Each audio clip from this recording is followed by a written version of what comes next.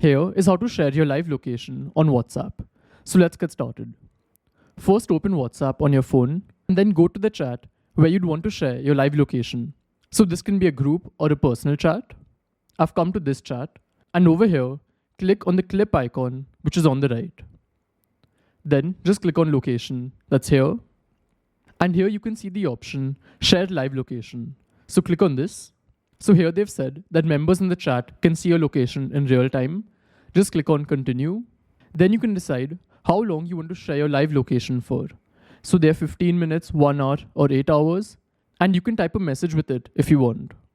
And then once you're ready, just click on send. And now our live location is shared. So this is the chat with myself. So the tick hasn't come yet. And now our live location is shared. So someone can click on this and they can see your live location.